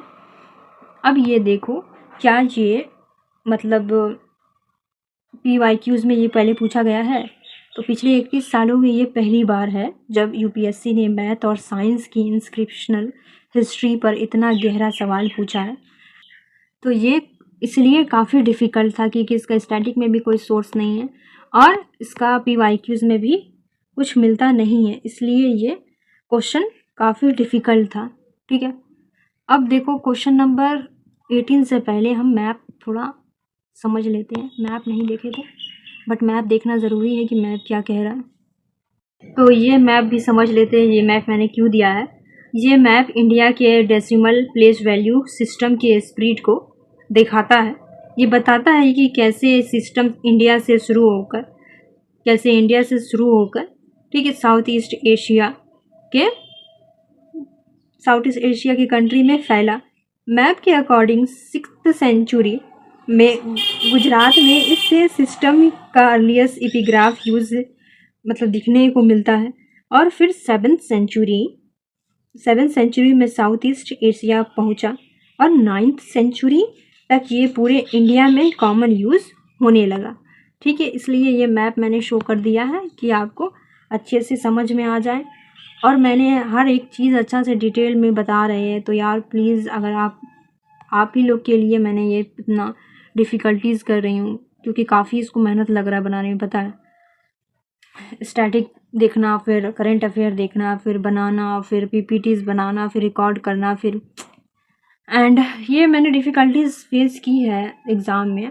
पिछले 6 साल का एक्सपीरियंस है मेरा, सो डेट्स द रीज़न मैं इसको थोड़ा इजी कर दे रही हूँ जो 27 में एग्ज़ाम देंगे, कि उन्हें लोगों को समझ में आए कि कैसे यूपीएससी अनप्रिडिक्टेबल है, कैसे ये सवाल पूछ रहा है और क्यों पूछ रहा है भाई। तो प्लीज़ आप फोकस करें यार, ठीक है। तो सब चीज़ कनेक्ट कर देते हैं इसमें हम, स्टैटिक भी, सोर्स भी और करंट अफेयर भी, मैप भी, और क्या चाहिए बताओ, और क्या ढूंढ रहे हो तुम। चलो देखते हैं क्वेश्चन नंबर 18 क्या बता रहा है। क्या कह रहा है कि consider the following statements about the archaeological findings in Harappa towns. मतलब कि हड़प्पा टाउन से मिली आर्कोलॉजिकल चीज़ें के बारे में 3 बड़े फैक्ट्स दिए हैं, ठीक है। क्या क्या है? ऑप्शन 1 है there is wide occurrence of spinning whorls in the houses but absence of spinning wheels. मतलब हड़प्पा घरों में स्पिनिंग व्हील्स मतलब टकली जिसे सूता काटा जाता है बहुत सारी मिली है, लेकिन स्पिनिंग व्हील्स जिसे चरखा कहा जाता है बिल्कुल नहीं मिले हैं, ठीक है। ऑप्शन 1 कह रहा है। ऑप्शन 2 क्या है कि मतलब विड्थ और नापने की स्केल, मेजरमेंट स्केल्स मिले हैं जिन पर लाइंस या मार्किंग गार्जियंस बनी हुई है, ठीक है। ऑप्शन 2 है। ऑप्शन 3 है there are houses build in large part with baked by bricks around relatively spacious courtyards with their own wells, bathing platform and large rooms। मतलब वहाँ ऐसे बड़े घर में मिले हैं जो पक्की ईंटों, ठीक है, बिग ब्रिक से बने हैं, जहाँ बड़े आंगन, कॉर्टयार्ड्स, उनके खुद के वेल्स, ठीक है, कुएं नहाने के मतलब बाथरूम्स और बड़े कमरे मिले हैं, ठीक है, कमरे हैं। तो ये ऑप्शन नंबर कह रहा है। अब चलो देख क्या है और आंसर कौन सा सही है। तो देखो फर्स्ट स्टेटमेंट क्या है कि suggest that spinning was a laborious activity done at home. मतलब कि सूता काटना एक लेबरियस मतलब मेहनत वाला काम था जो घर पर हाथ से होता था, ठीक है। और आगे क्या है, ये ऑप्शन नंबर मतलब स्टेटमेंट 2 है कि suggest the extent of the scientific knowledge that the Harappan possessed. मतलब कि इससे पता चलता है कि हड़प्पा के पास साइंटिफिक नॉलेज काफ़ी सॉलिड थी, ठीक है। और ऑप्शन नंबर स्टेटमेंट 3 है कि suggest the emergence of A common property system, ठीक है। मतलब कि कॉमन प्रॉपर्टी सिस्टम शुरू हो गई थी उस समय, ठीक है। अब देखो 1 और 2 ऑप्शन सही है, ठीक है, बट 3 इनकरेक्ट है। तो कैसे इनकरेक्ट है और ऑप्शन 1 और 2 कैसे सही है, चलिए देखते हैं। तो ऑप्शन नंबर 1 कह रहा है कि घरों में मिली है स्पिंडल होल्स यानी मिट्टी की टर्की, ठीक है, सूता काटने वाली। तो उस ज़माने में मॉडर्न चरखा तो था नहीं, ठीक है, तो महिलाएं हाथ से घुमा घुमा कर धागा बनाती थी, ठीक है। अब आप खुद सोचो, बिना मशीन के हाथ से दिन भर धागा बनाना कितना थका देने वाला और मेहनत का काम है। तो इन्फ्रेंस एक का बिल्कुल सही है कि स्पिनिंग एक लेबरियस एक्टिविटी थी। Option number 1 is correct. और ऑप्शन नंबर 2 देखो ये क्यों सही है, ठीक है। वहाँ मिले हैं नाप तौल के स्केल्स, ठीक है, वेट्स। और भाई उनके मतलब ऐसे वैसे नहीं थे, उनका वेट सिस्टम परफेक्ट था, ठीक है, परफेक्ट में चलता था। इसलिए साफ पता चलता है कि उनका मैथ और साइंस टॉप था। दुकान पर कोई उन्हें चूना नहीं लगा सकता था। इसलिए ऑप्शन नंबर 2 इन्फ्लुएंस भी एकदम सही है, ऑप्शन 2 भी राइट है। बट ऑप्शन नंबर 3 देखते हैं ये क्यों गलत है और इसमें ये बड़ा झोल क्यों है।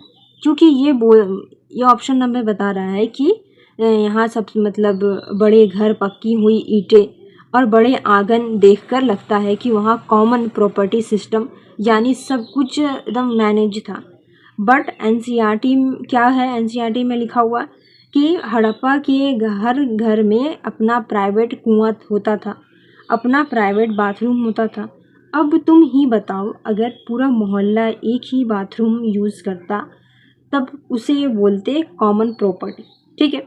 यहाँ तो हर बंदे को अपना अलग बाथरूम चाहिए।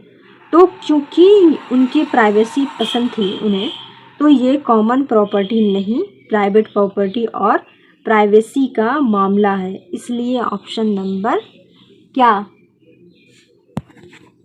का अपना पर्सनल सिस्टम था, तो ये प्राइवेसी और प्राइवेट प्रॉपर्टी को दिखाता है, ना कि कॉमन प्रॉपर्टी सिस्टम, ठीक है।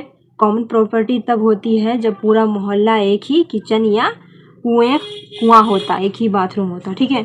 तो ऑप्शन नंबर इसलिए 3 इनकरेक्ट है।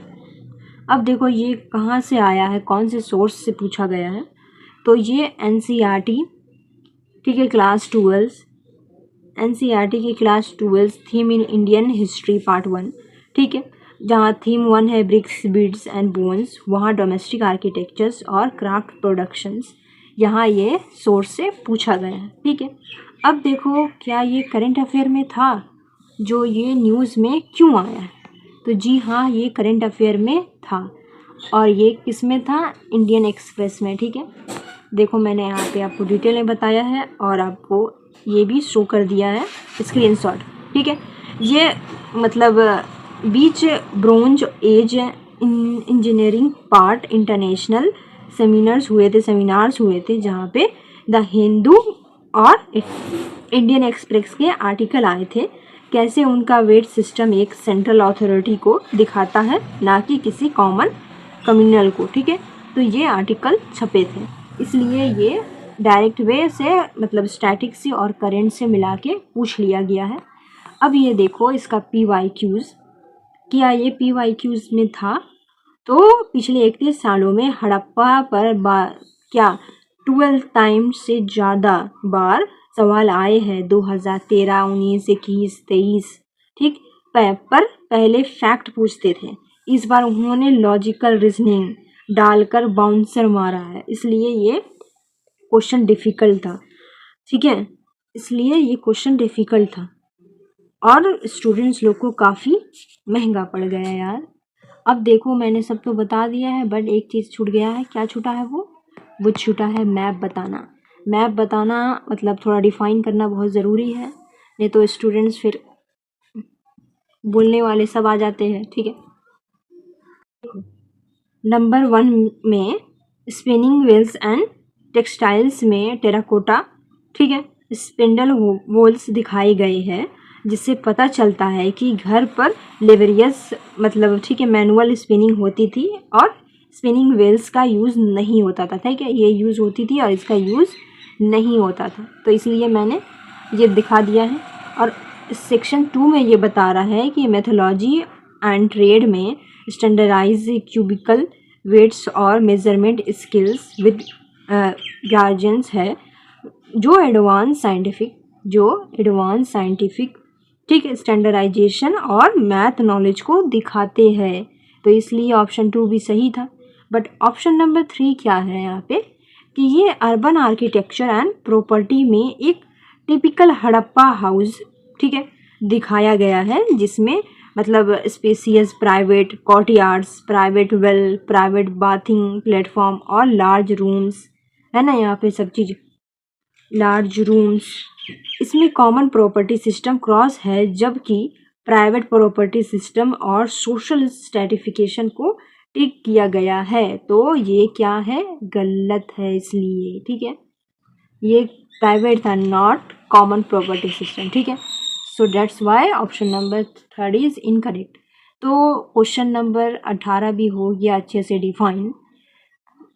चलो देखते हैं क्वेश्चन नंबर 19 क्या कह रहा है, ठीक है। Which one of the following statements about the Eka movement and Bardoli Satyagraha is correct.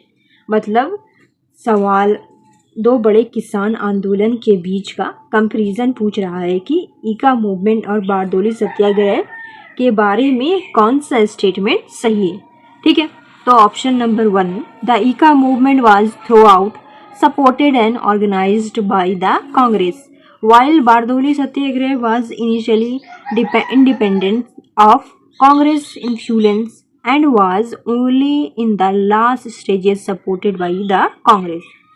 मतलब कि ईका मूवमेंट को हमेशा कांग्रेस का सपोर्ट था, जबकि बारदोली शुरू में इंडिपेंडेंट था और आखिर में कांग्रेस ने सपोर्ट किया, ठीक है।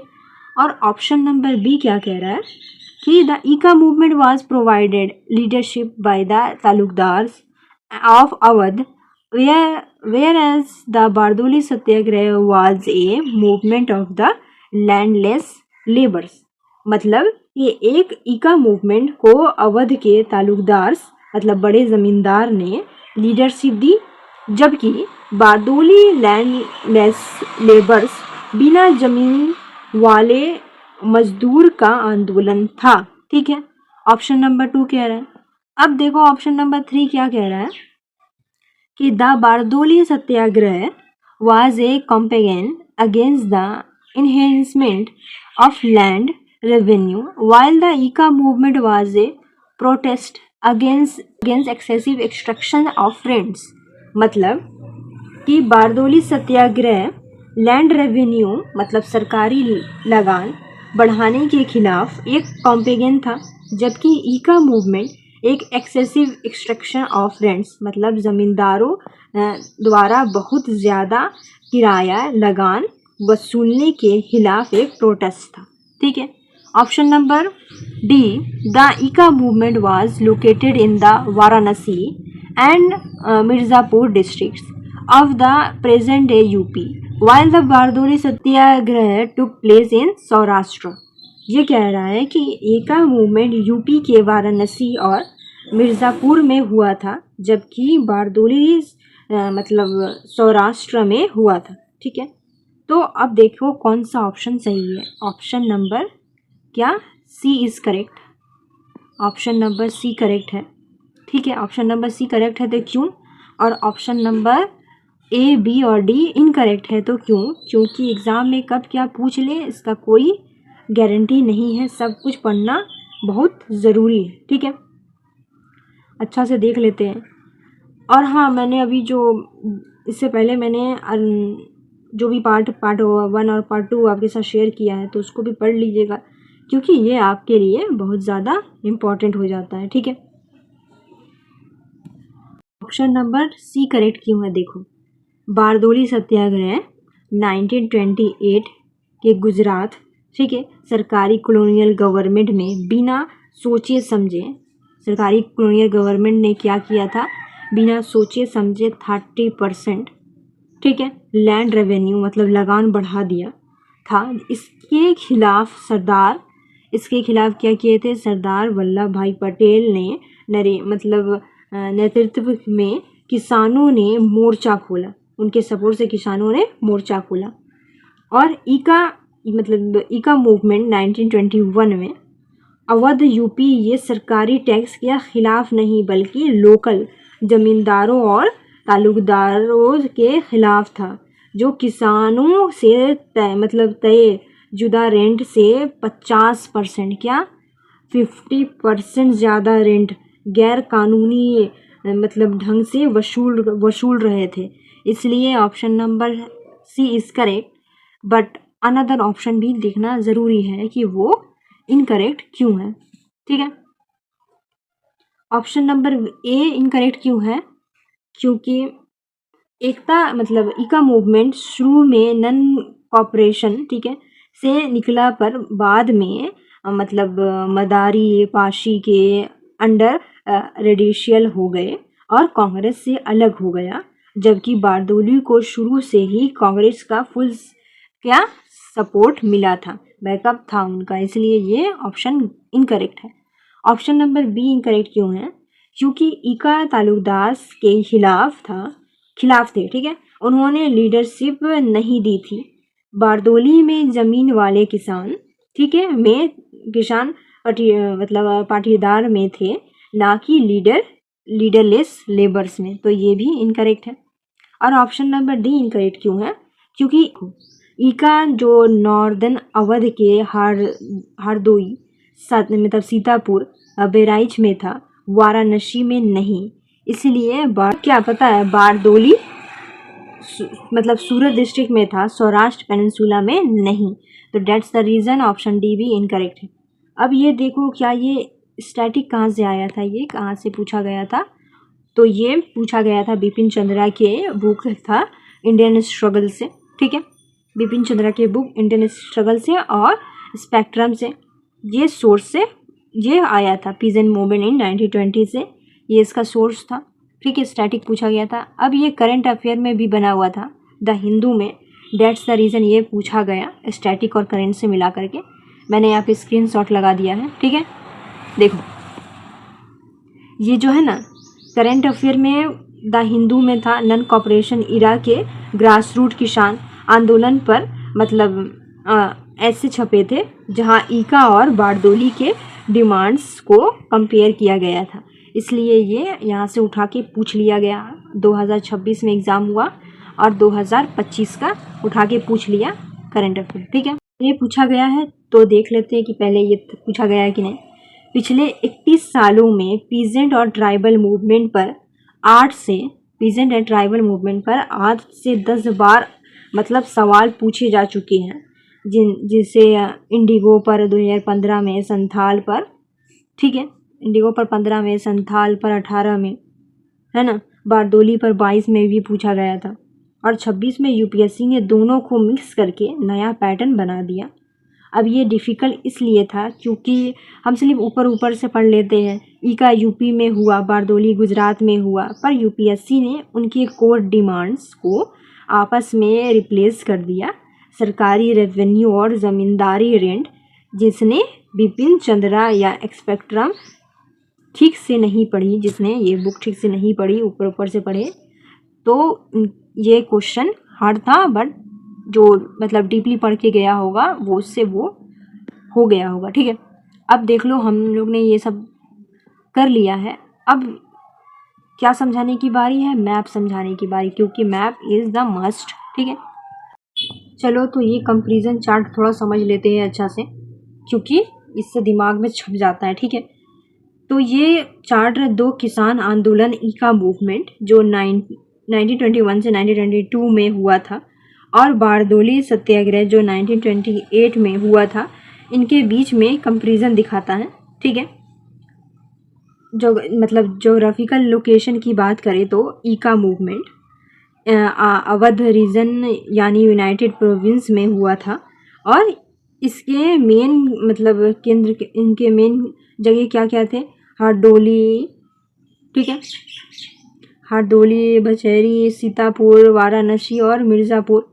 वहीं बारदोली सत्याग्रह सूरत डिस्ट्रिक्ट में, ठीक है, कहाँ हुआ था? सूरत डिस्ट्रिक्ट में, यानी सूरत गुजरात में हुआ था। ठीक है, अब देखो प्राइमरी ग्रीवांसेस की बात करें तो ईका मूवमेंट ये मतलब मेन कारण था जमींदारों द्वारा लिए जा रहा ज़्यादातर रेंट या लगान, जबकि बारदोली में सत्याग्रह का कारण था कॉलोनियल गवर्नमेंट द्वारा 22% टैक्स बढ़ावा, ठीक है, बढ़ा के लेना। ठीक है, अब लीडरशिप की बात करें तो लीडरशिप में ईका मूवमेंट में मतलब मदारी पाशी ने लीड किया था, मदारी पाशी ने इसे लीड किया था, और इसमें कांग्रेस का रोल शुरू में था, पर बाद में ये मूवमेंट इंडिपेंडेंट हो गया। ठीक है, और वहीं बारदोली सत्याग्रह शुरुआत से ही कांग्रेस ने मतलब संभाला और सरदार वल्लभ भाई पटेल ने इसको लीड किया। ठीक है, तो ये मैंने मैप भी आपको अच्छे से समझा दिया है ताकि आपके दिमाग में अच्छा से घुस जाए। ठीक है, और काफ़ी मेहनत लगती है यार, और इसको जिसे जिसे ज़रूरत है इसको सेंड करो, सपोर्ट करो, लाइक करो, शेयर करो। अक्सर मैं ये बात नहीं कहती हूँ, क्योंकि मतलब मैं किसी पे बर्डन नहीं डालना चाहती, ठीक है, या किसी को फोर्स नहीं करने चाहती। अगर आपको ये वीडियो अच्छा लगता है तो आप इसे शेयर करें एंड लाइक करें, सब्सक्राइब करें। ठीक है, क्योंकि काफ़ी मेहनत लगती है इसको बनाने में। सब चीज़ मैं आपको कनेक्ट करके बता देती हूँ, source, static, current affair, map, chat, ठीक है, सब मैं आपको बता देती हूँ, कौन कहाँ से आया, क्यों आया, किस लिए पूछा गया, ऑल द थिंग्स मैं आपको अच्छे से बता देती हूँ। तो चलिए अब चलते हैं क्वेश्चन 20 में। ठीक है, ये लास्ट है, फिर मैं अगले पार्ट में आपको आज डिस्कस करूँगी। इससे पहले मैंने पार्ट 1 और पार्ट 2 में डिस्कस कर दिया है, कुछ मतलब 10 तक हो गया था, और ये 11 से 20 तक मैंने यहाँ डिस्कस कर रही हूँ। ठीक है, और नेक्स्ट पार्ट में भी मैं अगले वीडियो लेकर के आऊँगी। ठीक है, चलो देखते हैं क्वेश्चन नंबर 20। चलो क्वेश्चन नंबर 20 देखते हैं, पर उससे पहले एक सवाल का जवाब दो कि अगर आपको कुएं से पानी निकालना हो तो आप बाल्टी या रस्सी ढूंढोगे या कुल्हाड़ी ढूंढोगे? तो स्टूडेंट्स बोलेंगे कैसा बेकार सा सवाल है। ऑफ कोर्स पानी और बाल्टी लेंगे, मुझे कुआं थोड़ी ना खोदना है जो कुल्हाड़ी लेकर जाऊंगा। तो यस, यूपीएससी ने इसी तरह क्वेश्चन पूछा है 2026 के इस 20 नंबर क्वेश्चन में। तो देखते हैं क्वेश्चन क्या कह रहा है। ठीक है, तो पहले क्वेश्चन देख लेते हैं एंड उसका मतलब सब स्टैटिक वगैरह अच्छे से समझ लेंगे। ठीक है, क्वेश्चन है कि consider the following statement about the Rigvedic period. Option 1 है irrigation from wells allowed agriculture to expand away from flood plains and strips on river margins into the present Punjab and Haryana plains having underground water levels reasonably close to the surface। ठीक है, option number 1 बोल रहा है कि कुएं मतलब well से सिंचाई इरिगेशन की वजह से खेती फ्लड प्लेन्स मतलब बाढ़ वाले इलाके से दूर पंजाब और हरियाणा के प्लेन्स में फैल सकी, जहां ज़मीन के नीचे का पानी अंडरग्राउंड वाटर काफ़ी ऊपर था। ठीक है, तो ऑप्शन नंबर ये बोल रहा है, और ऑप्शन नंबर बोल रहा है 2 कि draught animal power was employed to draw up water out of the wells. ठीक है, मतलब ड्राउट एनिमल पावर मतलब भोज ढूंढने वाले जानवर जैसे बैल का यूज़ कौन से पानी निकालने के लिए किया जाता था? तो ऑप्शन नंबर ये 2 बोल रहा है। और ऑप्शन देखो उसके बाद है which of the following information support the above statement. चलो देख लेते हैं।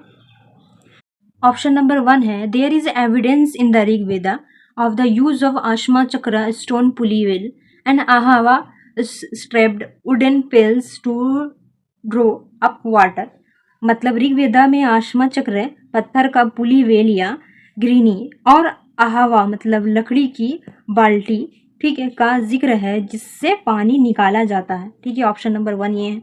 ऑप्शन नंबर 2 है, mention has been made in the Rig Veda of the use of implements like prahashul, kulshia, axe and datral शेरनी सिकल। मतलब ऋग्वेदा में प्रहाशु, कुलिहा, कुलिशा मतलब के कुल्हाड़ी और डटरा श्रेणी मतलब हाशिया, हशिया जिस कहते हैं, जैसे टूल्स का जिक्र मिलता है। तो ऑप्शन नंबर 2 ये। ऑप्शन नंबर 3 है, ये there is a history of the use of ox even before the Rig Veda for ploughing the land and pulling the carts. मतलब ऋग्वेदा से भी पहले से ज़मीन जोतने, ठीक है, प्लूचिंग और गाड़ी खींचने के लिए ऑक्स बैल के यूज़ का एक लंबा इतिहास रहा है, ये कह रहा है तीनों ऑप्शन। तो ऑप्शन नंबर 1 और 3 सही है, बट ऑप्शन नंबर 2 इनकरेक्ट है। और ये कैसे सही है ये देख लेते हैं, कौन गलत है तो क्यों गलत है, ठीक है।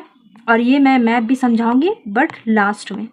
पहले हम देख लेते हैं इसका डिटेल, ये क्या कह रहा है, ठीक है, क्योंकि डिटेल समझना बहुत ज़रूरी है। ऑप्शन नंबर 1 कह रहा है कि ऋग्वेदा में एक्सप्लिसिटली मतलब आश्मा चक्र और आवाहा लिखा है। ये इस बात का पूरा सबूत है कि उनके पास डीप वेल्स से पानी लिफ्ट करने की टेक्नोलॉजी थी। इसलिए ये स्टेटमेंट 1 और 2 दोनों क्या है, सही है, ठीक है, ये सही है। अब ये देखो ये सही है, अब ये देखो ये क्या कह रहा है, ये गलत क्यों है, ठीक है। कुल्हाड़ी से मतलब पेड़ काटे जाते हैं और हशिया से फसल काटे जाती है। इनका कुएं से पानी निकालने मतलब वेल वाटर एक्सट्रैक्शंस या जानवरों के यूज से दूर दूर तक कोई लेना देना नहीं है। इसलिए ये स्टेटमेंट बिल्कुल गलत है, ठीक है। अब ऑप्शन नंबर 3 में आते हैं, ये क्यों सही है, क्योंकि ये आर्कोलॉजिकल और कल्चर रिकॉर्ड्स बताते हैं कि कैटल डोमेस्टिकेशन मतलब पालना, ठीक है, बहुत पुराना है। अगर बैलगाड़ी मतलब खींच सकते हैं और खेत जोत सकते हैं तो वही ड्राउट एनिमल, ठीक है, पावर कुएं से पानी निकालने के काम भी आती है। तो that's the reason option number 3 is also right, ठीक है। अब इसका देखते हैं स्टैटिक कहाँ से पूछा गया है ये क्वेश्चन का, उसके बाद हम देखेंगे करंट अफेयर। पहले स्टैटिक बहुत इंपॉर्टेंट है। तो ये आया है उपेंद्र सिंह के, ठीक है, उपेंद्र सिंह ऋग्वैदिक इंडिया से ये पूछा गया है स्टैटिक, एंशिएंट इंडिया और ऋग्वैदिक इंडिया से, ठीक है। द वैदिक एज चैप्टर में ये सारे टर्म्स लाइन बाय लाइन दिए हुए हैं, ठीक है। तो ये स्टैटिक से भी कनेक्ट था और ये टॉपिक कहाँ से कनेक्ट था, करंट अफेयर से भी कनेक्ट था। क्यों, देखो मैंने इसका स्क्रीनशॉट भी लगाया है और ये देखो, डेट्स द रीज़न ये एग्ज़ाम में पूछा गया था। तो 2025 में द हिंदू और मतलब इंडियन एक्सप्रेस और डाउन टू अर्थ, ठीक है, डाउन टू अर्थ से ये सवाल बने हैं, ठीक है, क्योंकि मैगजीन में इंडो गैंगेटिक प्लेन्स के ग्राउंड वाटर और Asian Sanskrit water management terms पर कंपैरेटिव स्टडीज़ पब्लिश हुई थी, ठीक है। इसलिए ये स्टैटिक और करंट से दोनों अटैच करके पूछा गया था, in not in direct way but indirect way, ठीक है। और क्या ये PYQs में था, तो जी हाँ, ये PYQs पिछले 21 सालों में वैदिक टर्म्स पर, ठीक है, कीवर्ड पकड़ो, वैदिक टर्म्स पर कम से कम 6 से 7 बार सवाल आए हैं। जैसे 2017 में 2017 में इंडस वैली और वैदिक पर, 2020 में एग्रीकल्चर टर्म्स पर इस बार एग्जामिनर ने टर्म्स देखकर उनका लॉजिक लिंक पूछा है, ठीक है। अब ये डिफिकल्ट क्यों था, देखो, मतलब कि ऋग्वेदा में इंद्रा था, हम लोग पढ़ते हैं ऋग्वेदा में इंद्र थे, मतलब अग्नि थे, खेती होती थी। उन्होंने कभी आश्म चक्र या अश्वा जैसे स्पेसिफिक इंजीनियरिंग टर्म्स पर ध्यान ही नहीं दिए हम सब ने, ये सब पर टॉपिक पर। और जो थोड़ा बहुत मतलब हम लोग ने पढ़ा था, तो ये जो ऑप्शन था ये वाकई में दिमाग हिला देने वाला था, बट लॉजिक वे में अगर हम इसको थोड़ा सा डीप वे में अगर समझते तो इसको राइट कर सकते थे, ठीक है, इसको राइट कर सकते थे। बट जो एग्ज़ाम हॉल में जो सिचुएशन रहता है वो सिचुएशन बयान नहीं किया जा सकता कि सिचुएशन कितना ख़तरनाक रहता है। एक तो टाइम पे जल्दी जल्दी इसको सॉल्व करना रहता है, ठीक है। अब देखो इसका मैप क्या है, मैप भी समझाना बहुत ज़रूरी है, ठीक है। मैंने स्टैटिक समझा दिया, करंट अफेयर समझा दिया, अब मैप की बारी है। मैंने जो आपको अभी समझाया है एकदम वही दिया हुआ है यहाँ पे मैप में, ठीक है, कि मतलब कुएं से पानी निकालने के लिए गहरी लकड़ी के बर्तन, ठीक है, गहरी लकड़ी के बाल्टी इस्तेमाल होता था, जिसका साबूत ऋग्वेदा में, ठीक है, ऋग्वेदा में मिलता है, ठीक है, इसलिए ये ऑप्शन सही है। और बैलों के ऊपर मतलब खेतों और गाड़ियों के लिए किया जाता था, यूज़ किया जाता था, और पानी निकालने के लिए भी यूज़ कर सकते थे। और ये गलत है क्योंकि ये एक्स और ये हसुआ की और ये कुल्हाड़ी का यूज़ लकड़ी काटने और फसल काटने के लिए किया जाता था, डेट्स द रीज़न, ये रॉन्ग है।